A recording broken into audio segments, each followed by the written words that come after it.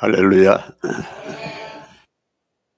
우리 목사님 통해서 사순절 기간 동안에 십자가의 그 은혜를 통해서 우리 죄가 사함받고 심령이 깨끗해졌으며, 또 부활의 주님을 맞이해서 우리 심령 속에 새로운 부활의 능력이 깨어나게 되어서 참으로 감사합니다. 수고하신 우리 목사님에게 박수 한번 보내주십시오. 그리고 성도 여러분들도 수고 많이 하셨습니다. 하나님의 은혜가 함께 하실 줄로 믿습니다. 93세 된 할아버지가 불란서에서 코로나에 걸렸어요.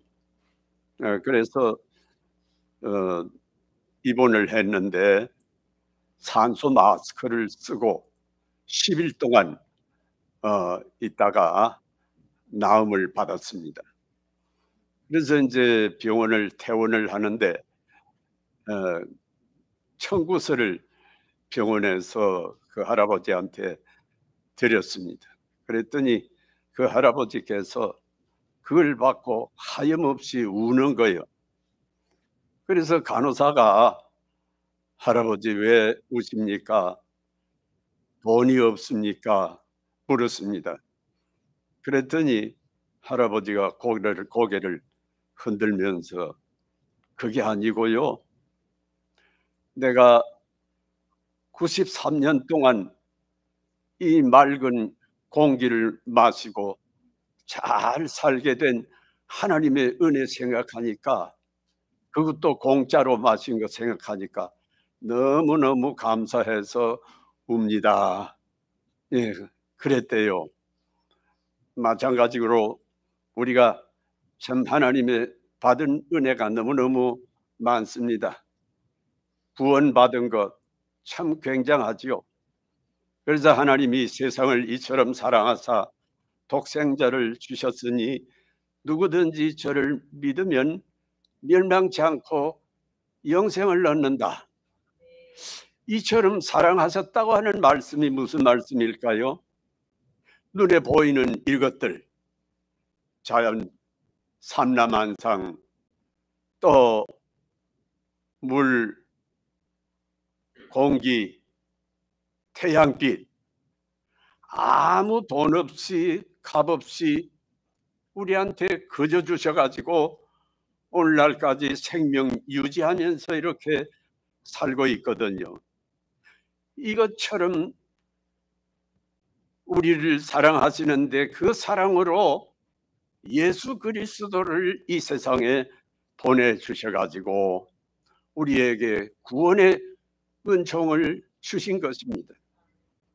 너희가 그 은혜로 인하여 믿음으로 구원을 얻었으니 이것이 너희에게서 난 것이 아니니 하나님의 선물이라고 그랬습니다. 우리 하나님 선물을, 큰 선물을 받았는데 무엇보다도 큰 선물, 이 예수 믿어 구원받는 선물, 이것 이상 더 큰 선물이 우리에게 뭐가 있겠습니까? 제가 은퇴할 때 그 신문 기자가 나한테 인터뷰를 했습니다. 그래서 목사님, 여태까지 일평생 동안 살아오면서 큰 선물이라고 하면, 가장 큰 선물이라고 하면 무엇일까요? 그렇게, 물론 그분 신문 기자는 믿는 분인데 물었어요. 그래서 예수 믿은 것을 내가 잘한 거라고 생각한다 그랬죠. 그랬더니 그럼 두 번째는 무엇입니까? 물어요. 그래서 목사 된 것이 두 번째 잘한 거라고 생각한다고. 세 번째는 그럼 뭡니까? 물어서, 예, 내 와이프 잘 본 거 그거 잘한 겁니다. 그 다음에는 안 묻더라고. 또 물으면 또 대답할 게 있는데 네 번째는 내게 삼남매 자식 준 거라고 이렇게 대답하려고 생각을 했는데 묻지를 않아요. 그래서 마음속으로만 대답을 했죠. 예. 우리에게 참 하나님께서 말할 수 없는 선물을 주셨는데 그 선물은 구원받은 선물. 에베소서 2장 8절에 보면 너희가 그 은혜로 인하여 믿음으로 구원을 얻었으니 이것은 하나님의 선물이라고 말씀을 하셨습니다. 하나님의 선물로 우리가 구원을 받게 되었습니다. 그런데 이 구원 속에는 세 가지 요인이 있어요. 왜 구원받은 것이 그렇게 큰 선물이냐? 첫 번째로는 내 죄사함을 받은 은혜가 큰 선물입니다. 오늘 성경 구절 좀 올려볼까요? 시편 100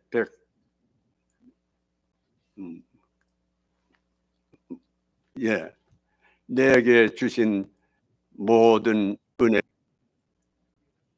쪽으로 볼까? 같이 한번 읽어봅시다.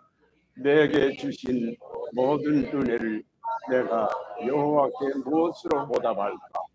내가 구원의 잔을 들고 여호와의 이름을 부르며 여호와의 모든 백성 앞에서 나는 나의 서운을 여호와께 갚으리로다.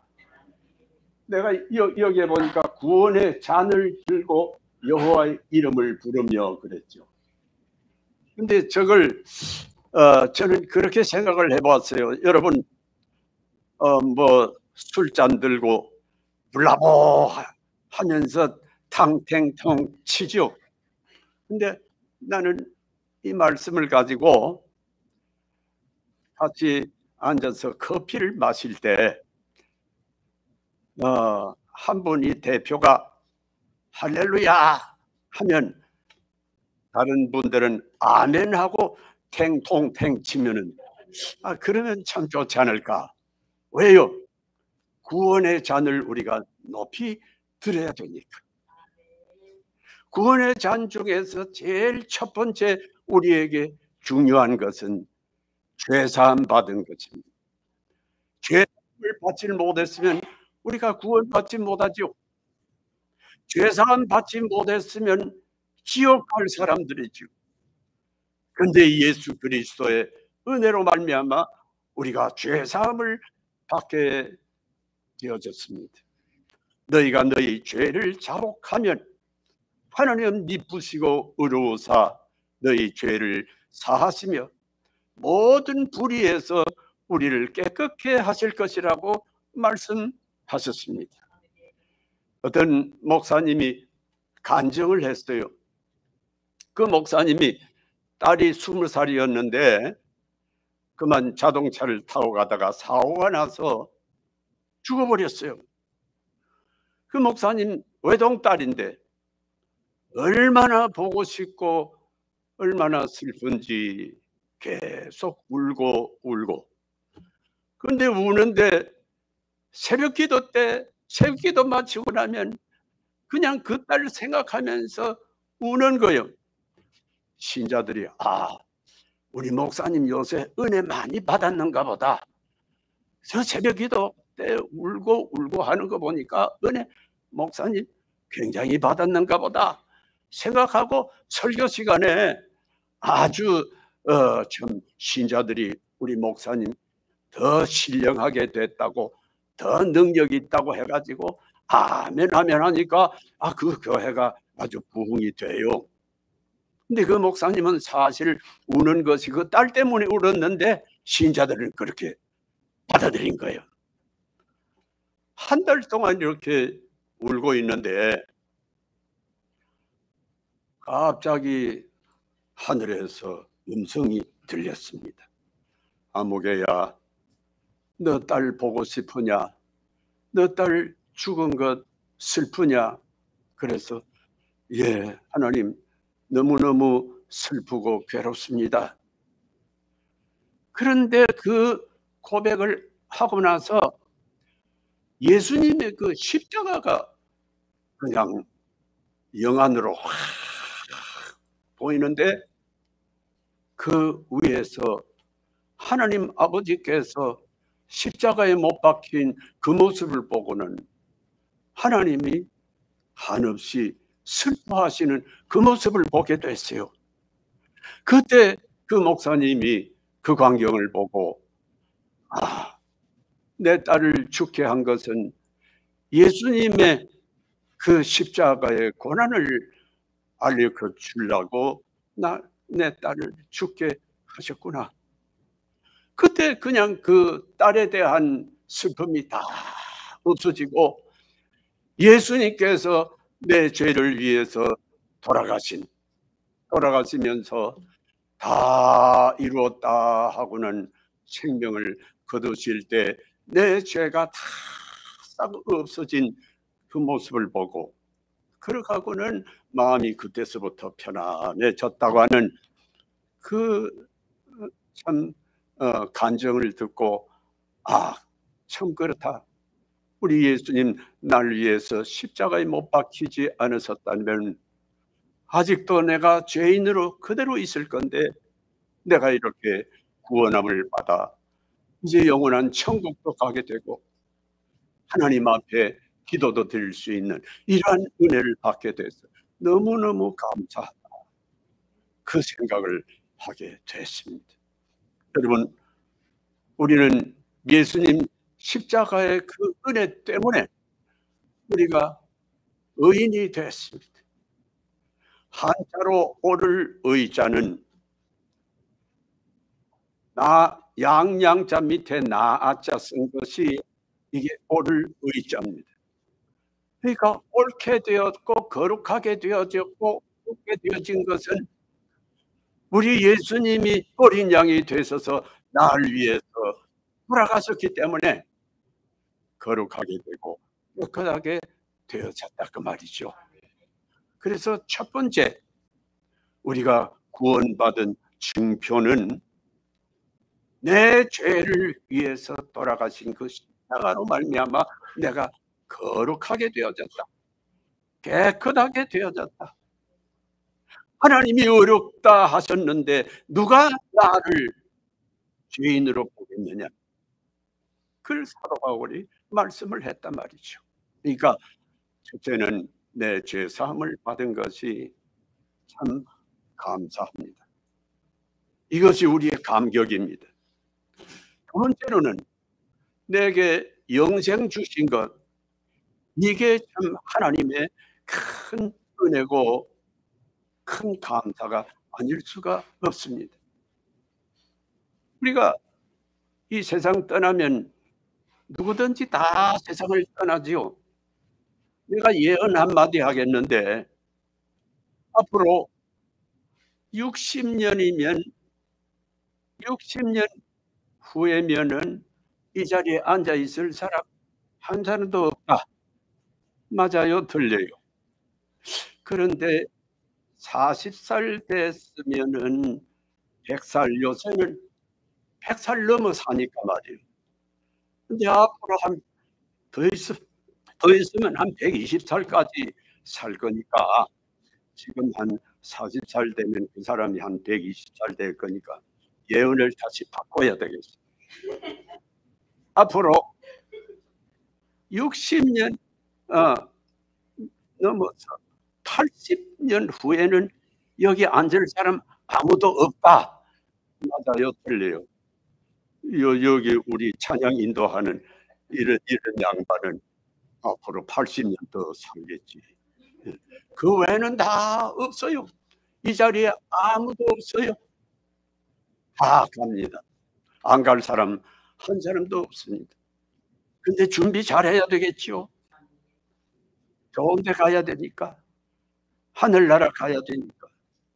그래요. 준비 잘해야 되겠죠. 우리가 이제 세상을 떠나면은 무덤으로 다 가지요. 무덤으로 가는데 무덤으로 가서 어 이제 다 거기서 썩지요. 또 재가 되는 사람도 있지요. 그런데요, 어떤 사람은 이 화장하면 천국 못 간다고 하는데 다 마찬가지입니다. 에스겔서에 보게 되면은 뼈와 뼈가 붙고 살이 살이 붙고 다 죽었던 시체들이 말이죠. 또 껍질이 생기고 심줄이 생긴다, 다 그렇게 되어 있는데 재가 되나 땅에서 썩어서 물이 되나 뼈다구만 나무나 다 똑같아요. 우리 예수님께서 재림하시면은 그때 싹 다 일어납니다. 근데 예수 믿는 사람이 1차 부활에 참여합니다. 참여하고 그렇게 하고 이제 어 재림하시게 되면은 죽은 사람이 먼저 일어나서 여기 뭐 이거 한번 읽어 봅시다. 형제들아, 자는 자들에 관하여는 너희가 알지 못함을 우리가 원하지 아니하노니 이런 소망 없는 다른 이와 같이 슬퍼하지 않게 하려 함이라. 우리가 예수께서 죽으셨다가 다시 살리심을 믿을지인데 이와 같이 예수 안에서 사는 자들도 하나님이 그와 함께 데리고 오시리라. 우리가 주의 말씀으로 너희에게 이것을 말하노니 주께서 강림하실 때까지 우리 살아남아 있는 자도 자는 자보다 결코 앞서지 못하리라. 17절까지 주께서 오령과 천사장의 소리와 하나님의 나팔 소리로 신이 하늘로부터 강림하시리니 그리스도 안에서 죽은 자들이 먼저 일어나고 그 후에 우리 살아남은 자들도 그들과 함께 구름 속으로 끌려 올려 공중에서 주를 영접하게 하시리니 그리하여 우리가 항상 주와 함께 있으리라. 그러므로 이러한 말로 서로 위로하라 그랬습니다. 예수님 재림론에 대해서 잠깐 두 번째로 말씀드리겠는데요. 본교회 목사님은 조금 조심스러워서 말씀 못합니다만 이제 나그네니까 말씀드리려고. 그래서 먼저 죽은 자가 먼저 이제 부활을 합니다. 그런데 사람이 죽으면은 육체는 땅 속으로 들어갑니다. 영혼은 어디로 가느냐 하면은 낙원으로 갑니다. 하나님이 준비해 놓으신 낙원으로 가서 거기서 이제 영혼이 기다리고 있는데 예수님이 낙원으로 내려오시면 재림, 이게 재림입니다. 공중 재림, 1차 부활 재림하시면은 부활하는데 죽었던 무덤 속에 있는 자들이 구원받은 사람들은 전부 뼈 붙고 살 붙고 해가지고 다시 살아나가지고 그때는 육체가 아니기 때문에 뭐 올라가고 내려가고 해도 비행기가 필요 없어요. 그냥 하나님이 끌어올리면 그냥 쑥 올라갑니다. 올라가고 그렇게 하고 이제 살아남아 있는 사람이라고 하는 것은 이 땅 위에 큰 전쟁이 생깁니다. 7년 동안 큰 환란이 생깁니다. 큰 환란이 생기는데 그 환란 중에서 환란이 공중에 재림하면 살아남아 있는 사람 중에서 구원받은 사람, 여러분과 제가 구원받은 사람이 공중으로 끌려 올라갑니다. 죽었던 사람이 부활해가지고 올라가는 그 뒤를 이어서 우리가 공중으로 올라갑니다. 그러면 공중에서 예수님이 신랑이 되시고 우리가 신부가 돼가지고 큰 잔치가 벌어집니다. 그리고 이 땅 위에 살아남아 있는 사람들은 큰 환란을 당합니다. 그때 신문과 방송이 굉장할 것입니다. 갑자기 밤에 새벽에 사람 그냥 3분의 1이 다 없어졌다고. 그렇게 신문나고 야단할 겁니다. 마누라는 자고 있는데 남편이 없어졌고, 어떤 사람은 맷돌을 갈고 있는데 한 사람은 올라갔고 한 사람은 혼자서 맷돌 갈고 있고 뭐 야단날 겁니다. 이렇게 되는데 이 땅 위에 10년 동안 큰 환란이 생깁니다. 적그리스도하고 비적그리스도하고 전쟁이 붙습니다. 적그리스도는 이마에 뭐가 붙여 있어야만 물건도 살 수 있고요. 마태복음 25장에 보면 다 있습니다. 그런데 이러한 때가 다 돼 간다고 성경에 징조를 말씀했는데 그 징조가 지금 다 하나씩 착착 이루어지고 있습니다. 알 수는 없습니다만은, 확실한 건 아닙니다만은, 지금 미국에서 원자탄에서 나오는 그걸 뭐라고 하죠? 독약. 그걸 방지하는 약품을 4,500인분을 지금 사놓았다고 하는 겁니다. 지금 뭐 그것뿐 아니고요. 전쟁, 기근, 여러 가지로 마태복음 25장에 있는 그러한 징조들이 지금 확 나타나고 있고요. 과학자들이 이 지구가 이제는 마지막이 다 돼 간다. 많은 과학자들이 그렇게 말을 하고 있습니다.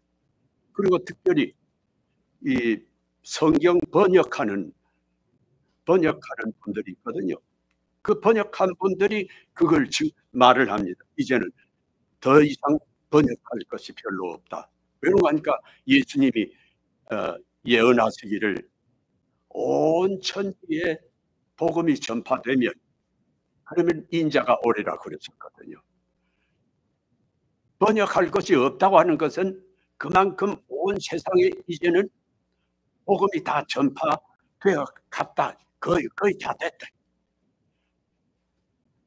그러니까 예수님이 시와 때는 말씀하시지 않았, 비밀로 하시지만은, 그러나 징조는 말씀하셨는데 그 징조가 점점 가까워 오고 있다.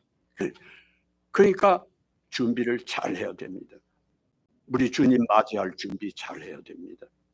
그래서 여기 계신 분 한 분도 빠짐없이 주님을 맞이할 수 있는 여러분 되시길 축원합니다. 그래서 늘 기도하고 말씀 아주 참 순종하고 잘 살 수 있도록 특별히 회개, 날마다 회개해야 됩니다. 주무시기 전에 내 오늘 뭘 잘못했나. 여러분, 남을 미워하는 것만 해도 도적질하는 거고, 살인하는 거거든요. 남의 것을 탐해도 도적질하는 거거든요. 또 남녀가 음란한 마음을 가져도 가능한 거라고 했거든요. 그런 것도 전부 다 저녁마다 밤마다 회개해야 됩니다. 순간순간 또 회개해야 되겠죠. 그래서 늘 항상 정하게 마음을 가지고 우리 주님 오신 재림을 잘 맞이할 수 있도록, 하늘나라에서 다 잔치할 수 있도록, 맞이할 수 있도록 그렇게 준비를 해야 됩니다. 그래서 이 땅 위에 7년 동안 이제 3년 반은 조금 덜한 환란이 생기고 3년 반은 더 큰 환란이 끝나고 나면 예수님께서 재림을 하시는데 우리 공중에서 혼인잔치 하다가 기한이 차면은 다 데리고 지상으로 재림을 합니다. 재림하고 그렇게 하고 이제 각 처에서 죽었던 군왕들이, 구원받지 못한 군왕들도 모든 사람들이 그때 다 부활합니다. 그때는 예수 안 믿는 사람도 다 부활합니다. 왜 부활하느냐? 그때 심판받기 위해서. 죄가 크면 클수록 지옥 저 밑창으로 마귀 굴로 내려갑니다. 무저갱이라고도 하고 지옥이로도 하는데 무저갱으로 끌려 내려갑니다. 그렇게 하고 우리들은 예수님과 함께 와서 믿는 사람은 상급받을 재판을 합니다. 상급받을 재판을 해가지고 이제 무적행소로 보낼 사람은 무적행소로 보내고 상급받을 사람은 상급받도록 해가지고 천년왕국을 건설합니다. 예수님이 만왕의 왕이 되어서 천년왕국을 건설하십니다. 근데 그 천년왕국을 그야말로 파라다이스입니다. 거기는 마귀가 전부 지옥으로 가버렸기 때문에 거기에는 죄가 없어요. 죄가 전혀 없고, 그리고 이사야서에 보면 뱀에다가 손가락을 넣어도 뱀이 물질 않는다. 왜요? 마귀가 없어요.